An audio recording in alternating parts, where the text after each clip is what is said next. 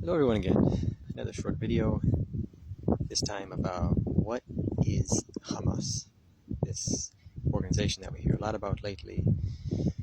This word Hamas is, you can read a lot about this, and it's all well-known information, but I'm going to try to summarize it real quick, a few short minutes. Hamas is the acronym for Harakat al-Muqawamat al-Islamiyya, that is the Islamic Resistance Movement. Founded in 1987, it's essentially the Palestinian branch of the Muslim Brotherhood. Muslim Brotherhood is considered a terrorist organization by countries like Egypt and Saudi Arabia. One of the reasons why Egypt does not want to be flooded with millions of Palestinian refugees, because the government despises this organization. It's kind of funny, in Egypt they outlawed the Muslim Brotherhood. That would be like the Republican Party outlawing the Democratic Party and then brutally subjugating it, because the Muslim Brotherhood has a lot of support in Egypt. So a lot of the Egyptian people really love Hamas and support what they're doing. The government does not. And so in Israel, it's essentially the Palestinian branch of the Muslim Brotherhood. Now they officially split off, but the ideology is the same. They want to. It's a Sunni Islamist organization, radical Islamist organization. They want to build the caliphate. That's why we're seeing things like Hamas is ISIS. It's pretty much the same. They're Sunni Islamists, radical fundamentalist Islamists. Fundamentalists as in going back to the fundamentals. It's from Salafism in Islam, going back to the Quran and the Hadith, all the texts from Muhammad.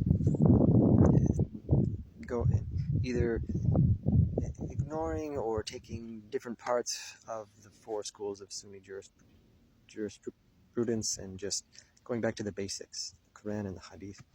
And that's why it's very accessible, this kind of Islam, this kind of radical Sunni Islam, because many different types of Sunni Muslims can appreciate it and feel a part of it, feel a part of this movement.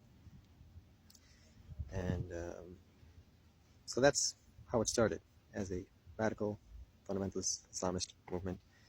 And they do preach and spread Islam, and they have, of course, the political wing, because now they're kind of they were the de facto ruler of Gaza, as we talked about before, and how they took over Gaza. And they have the militant wing. And interesting that the Muslim Brotherhood is considered a terrorist organization by Egypt, but Hamas is not considered a terrorist organization by Egypt, but they are belligerents. They're certainly not friends.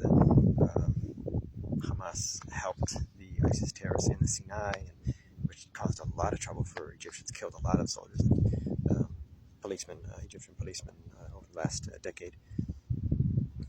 And a lot of people think that everyone's the same in the world, everyone's essentially the same. They just want to slowly increase their standard of living, and hopefully their kids will have a better life than them, and we just need food, and we need water, we need a place to stay, we need work.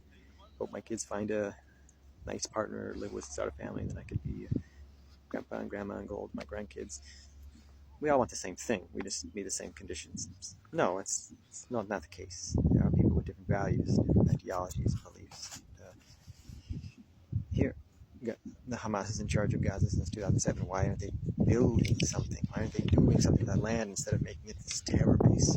Because they have different beliefs, they have different ideologies, and they are willing to sacrifice their standard of living and their own lives and their children's lives to advance their cause of global jihad. And it's starting in Israel, the land of Israel, Palestine, as they call it, or Palestine. And so that's Hamas. You need to understand, started out as this fundamentalist religious movement, and so you cannot talk to them, you cannot negotiate with them as if you're talking with a Canadian, if you're an American talking with an Australian, or a Frenchman talking with a German, Protestant talking with a Catholic. It's very different mindset, different people, and you really have to speak their language to understand them. And you don't need to learn too much, don't need to read too many books. Here, I can even kind of summarize it in 5 or so minutes, but if you're really interested more, a lot of reputable sources. Wikipedia is good on these basic historical facts, and it's a good summary. Doesn't have to be too biased. It's pretty neutral, but neutral enough is pretty much the truth in many cases, and it's pretty dastardly. And all right, so hope to talk soon. Find another subject to talk about. Love you guys. Until next time.